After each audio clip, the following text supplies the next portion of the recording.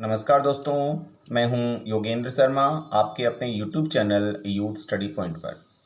आज है 11 जून 2020 और 11 जून 2020 को जितने भी महत्वपूर्ण तथ्य हमारी प्रतियोगिता परीक्षाओं को प्रभावित कर सकते हैं उन सभी पर हम विस्तार से चर्चा करने जा रहे हैं। वीडियो के अंत में आपसे एक प्रश्न पूछा जाएगा जिसका उत्तर आपको कमेंट बॉक्स में लिखना है और अगले दिन जो वीडियो आपके सामने आएगा उसमें उसका उत्तर भी आपको बताया जाएगा। तो अपनी संपूर्ण तैयारी को बनाए रखने के लिए आप वीडियो में अंत तक बने रहें। आज की अपनी चर्चा प्रारंभ से पहले चलते हैं हम हमारे कल के प्रश्न की ओर, जो कि अंत में पूछा गया था। और अपना कल का प्रश्न था, किस राज्य में सबसे बड़े जैव विविधता पार्क का उद्घाटन किया गया है? आंध्र प्रदेश, तमिलनाडु, महाराष्ट्र या उत्तराखंड?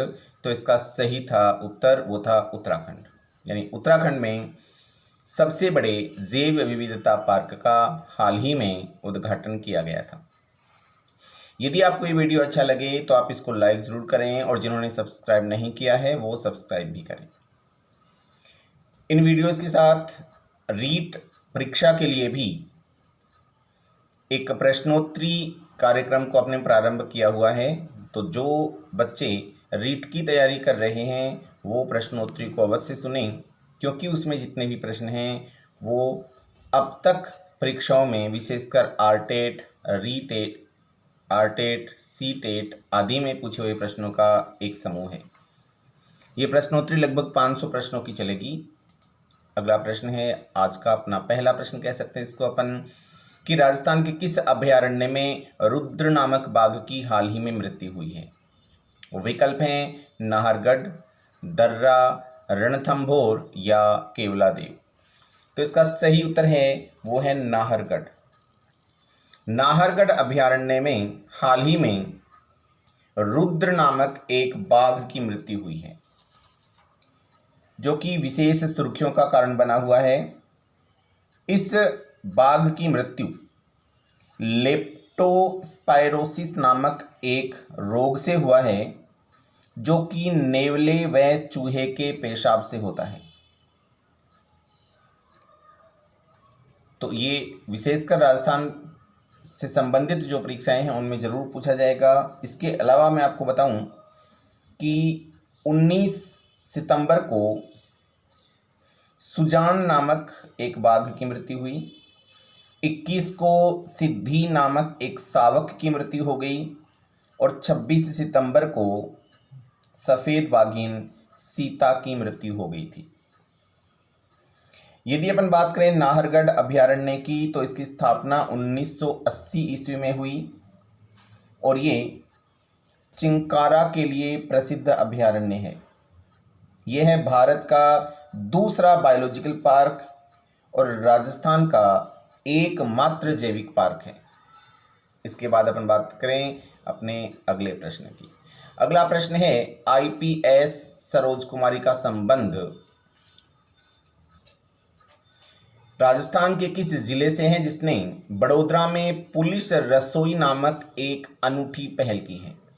विकल्प है जयपुर, जोधपुर, झुंझुनू या सीकर। तो इसका सही उत्तर है झुंझुनू। झुंझुनू जिले की एक पुत्री जिसका नाम है सरोज कुमारी, जो कि गुजरात के बड़ोदरा में आईपीएस अधिकारी है, उन्होंने एक अनूठी पहल बड़ोदरा में प्रारंभ की है जिसका नाम रखा गया है पुलिस रसोई। लॉकडाउन से ही इन्होंने लगभग 1200 लोगों के लिए प्रतिदिन भोजन की व्यवस्था करने हेतु रसोई पुलिस यानी कि पुलिस रसोई को प्रारंभ किया था। यह झुंझुनू जिले की रहने वाली बेटी है और झुंझुनू जिले के बुडानिया गांव से इनका संबंध है। ये अपने साथ अन्य पुलिस से संबंधित जो महिलाएं हैं उनके साथ मिलकर स्वयं भोजन पकाती हैं और पुलिस की सहायता से ज़रूरतमंद लोगों तक भोजन पहुंचाती हैं। इसके बाद है आज का अपना तीसरा प्रश्न, किस राज्य में अख्तर इमाम नामक व्यक्ति ने अपनी 5 करोड़ की संपत्ति 2 हाथियों के नाम की है? ये एक सुखद खबर है, क्योंकि आपने हाल ही में एक दुखद खबर भी सुनी होगी कि एक गर्भिन हाथीनी को पटाखा बम से मार दिया गया था। और यहाँ 2 हाथियों के नाम 5 करोड़ की संपत्ति करना, तो एक बहुत अच्छी खबर है। वैसे राजस्थान, बिहार, उड़ीसा, केरल में से आपको एक ऑप्शन बताना है, तो इसका उत्तर है बिहार। बिहार में एक व्यक्ति जिसका नाम अख्तर इमाम है, अख्तर इमाम, इसने एरावत नाम से एक ट्रस्ट की स्थापना की है और मोती व रानी जो इसके 2 हाथी थे उनके नाम अपनी 5 करोड़ की संपत्ति की है। एक ट्रस्ट बना करके 5 करोड़ की संपत्ति मोती और रानी के नाम की है, क्योंकि एक बार जब अपराधी अख्तर इमाम को मारने के लिए आए तो ये दोनों हाथी चिंघाड़ने लगे, जिनकी आवाज़ सुनकर ये उठ गए।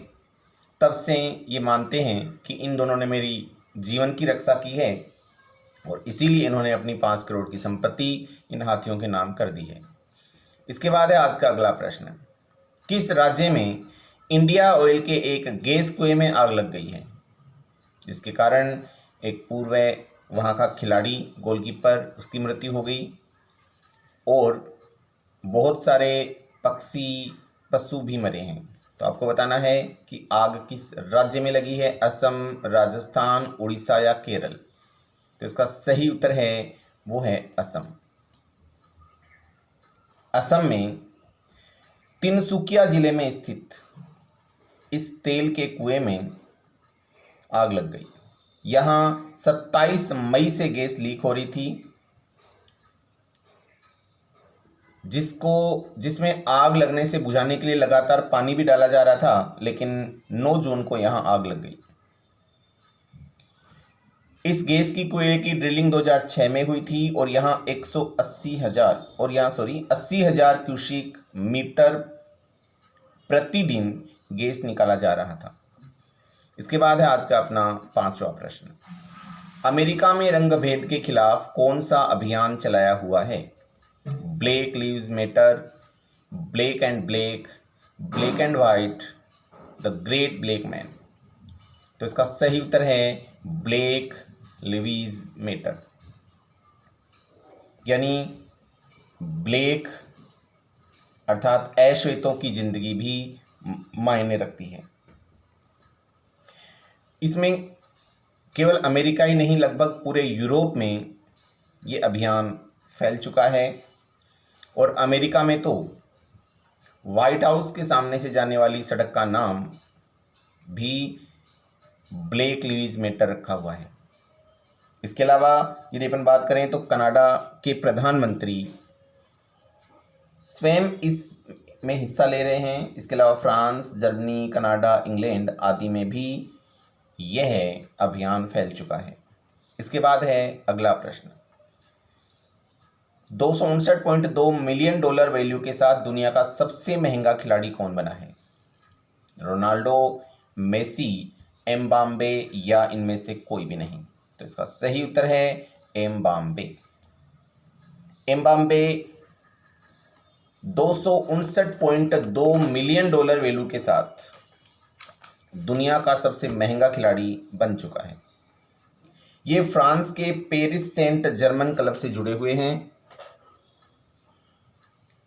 इसके अलावा यदि अपन बात करें मेसी की, तो इनका 22वां नंबर है और रोनाल्डो का 70वां नंबर है सबसे महंगे खिलाड़ी के रूप में। इसके बाद है 7वां प्रश्न। किस कंपनी ने ओवरली रेंट्स सर्विस सेवा को प्रारंभ किया है, यानी कि प्रति घंटे के हिसाब से दर लगाने की एक सर्विस प्रारंभ की है? वो विकल्प हैं ओला, उबर, मेरू या सवारी। तो इसका सही उत्तर है उबर। उबर ने घंटों के हिसाब से कार की बुकिंग करने हेतु आवरली रेंट्स सर्विस सेवा को प्रारंभ किया है, जिसमें 189 रुपये प्रति घंटे प्रति 10 किलोमीटर की दर से पैसा लिया जाएगा। इसके बाद है अपना अगला प्रश्न। अगला प्रश्न है, किस अरब देश ने अगले 40 दिनों में अपना मंगल ग्रह मिशन लॉन्च करने की घोषणा की है? संयुक्त अरब अमीरात, ईरान, इराक या कुवैत? तो इसका सही उत्तर है नंबर 1, संयुक्त अरब अमीरात।